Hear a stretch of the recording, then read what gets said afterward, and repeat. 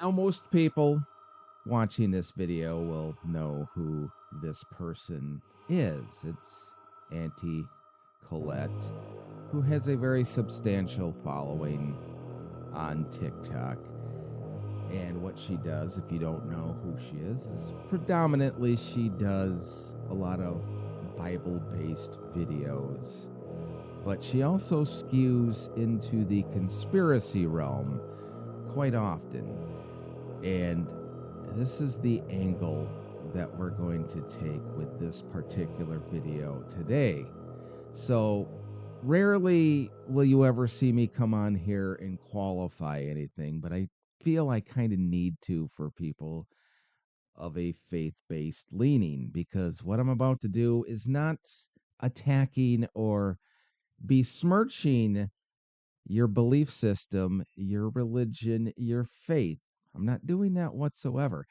If you have those beliefs, if you believe in God, etc., I'm perfectly happy for you. That is your right to have those belief systems. So, just putting that out there now so people don't misconstrue what we're going to talk about. So, let us begin. And we're just going to take these step by step, because if you're aware or have watched her videos, she covers a lot of things in a short amount of time. Ooh, we might have done it again. We may have solved a biblical mystery. And whether you're religious or not, this affects you too. If you would have told me even a year ago that I would one day be a flat earther, So there's one thing we're going to talk about, because she kind of steps into the flat earth. oh, I would have laughed at you so hard. But over the past few months, my world has changed. My flat world.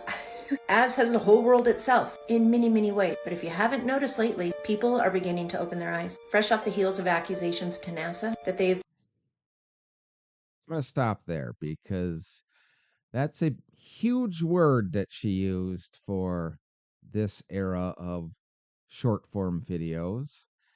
Accusations. People make accusations left and right on videos, and they don't substantiate it with any sort of proof or evidence.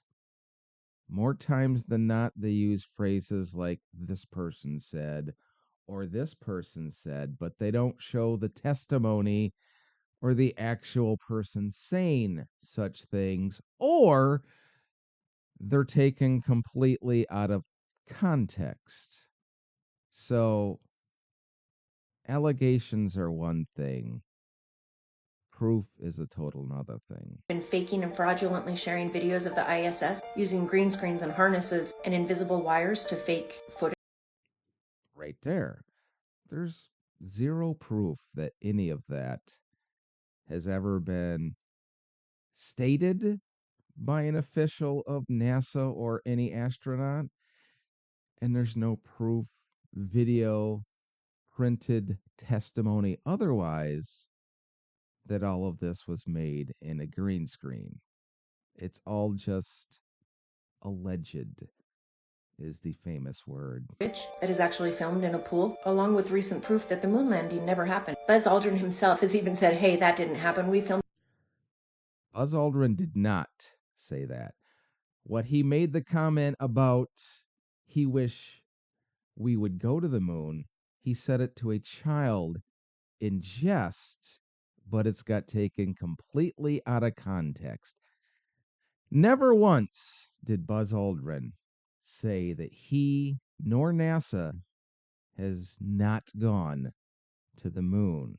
As a matter of fact, he was so annoyed with the deniers that he actually punched somebody that kept insisting in his face that he was a liar.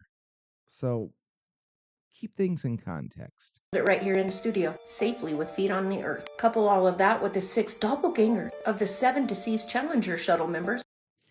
Now that one is that's disrespectful to me, because somebody that's supposedly a faith-based believer, that you would assume is a follower of the 10 Commandments, in the Bible. And isn't one of the commandments, thou shalt not bear false witness? Easy for me to say. And what you're doing there is lying, bearing false witness. And isn't another one, honor the mother and father or witness or neighbor or something like that? Not religious, so I don't really have them memorized, but you're not honoring people that have fallen. You're being very disrespectful by insinuating that the Challenger didn't explode and astronauts didn't die. There's absolutely zero proof that that's true. Thousands, if not millions, of people watched that space shuttle explode. So I don't understand where this conspiracy comes from. Who are out there living their best life. Same faces, same names. Guys, the Bible states clearly there's a firmament above us, I want to stop and talk about the firmament real quick, and I just misspoke on the word firmament. Sorry. According to Easton's Bible Dictionary, the firmament is a Vulgate firmament which is used as the translation of the Hebrew rakai. I'm probably completely misspeaking that, so somebody that's more of a linguist than I am can correct me on the pronunciation.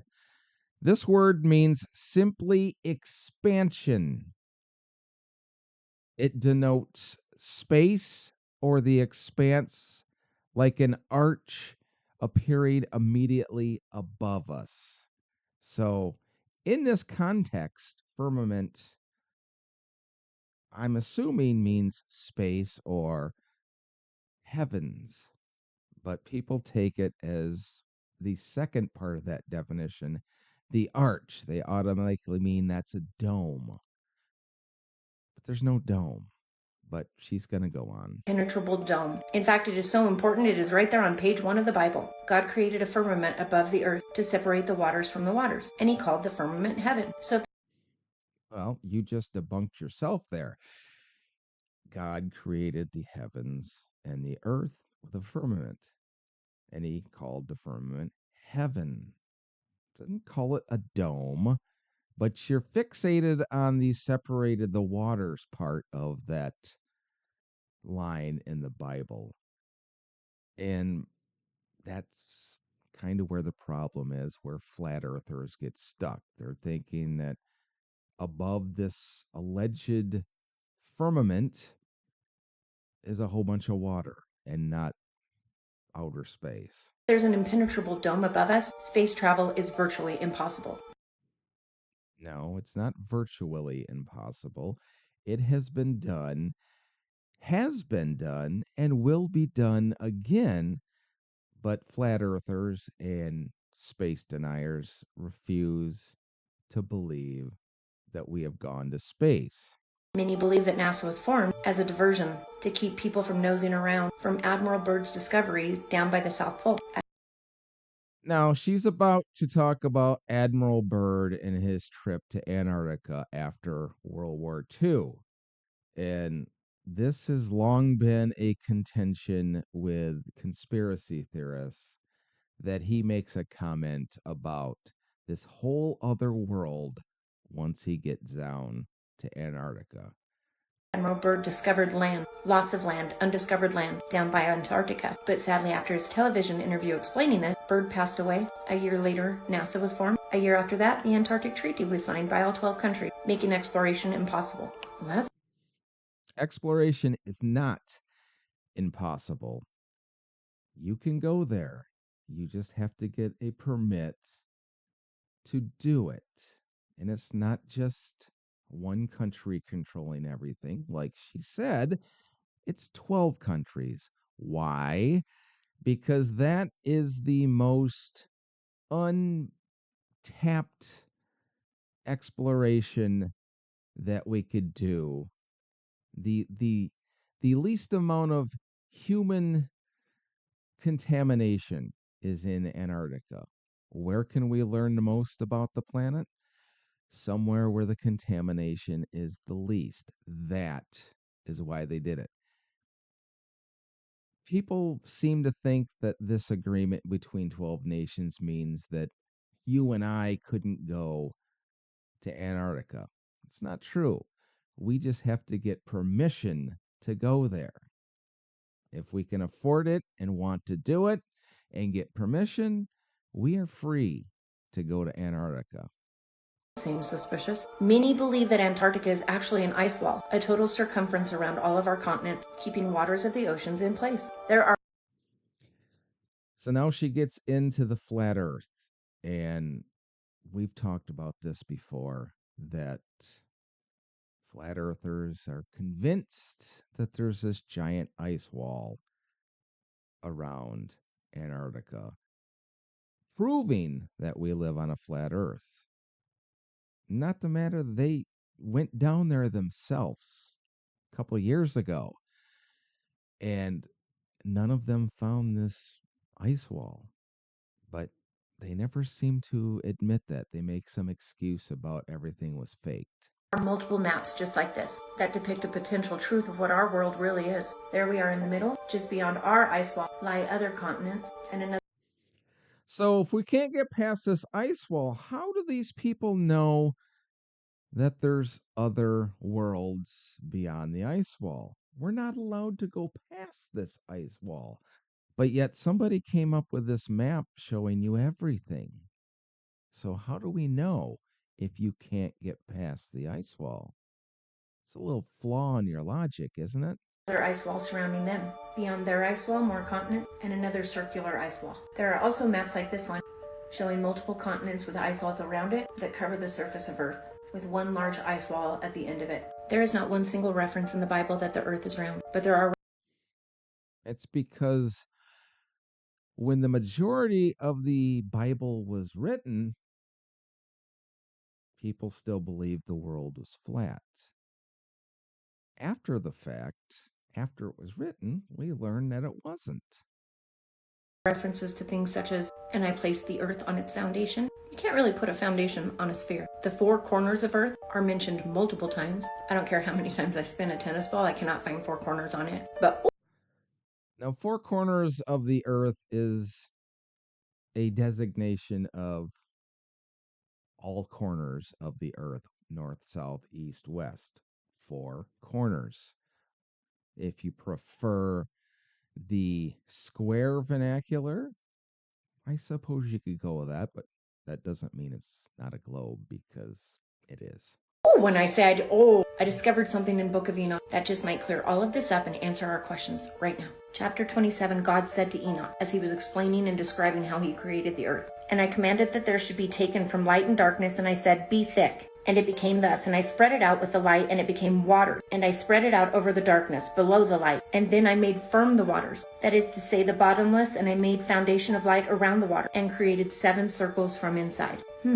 And imagined the water like crystal, wet and dry, that is to say, like glass. Well, I don't know about you, but that's a really good way to describe ice. Wet and dry water, like glass. Chapter 28. And then I made firm the heavenly circle. I collected the sea in one place and bound it together with a yoke. And I said to the sea, behold, I give you your eternal limits, and you shall not break loose from your component part. He clearly told Enoch. He made 7 circles of ice to keep the waters of earth within. And I think now we have our answer. I think now you're reading into what you want to believe. And again, I am not saying this to bemoan anybody's religious beliefs or their devotion, but there is a lot of contradiction within the Bible. But people seem to overlook that. They read into it what they want to believe, and that's perfectly fine if that's what they're looking for.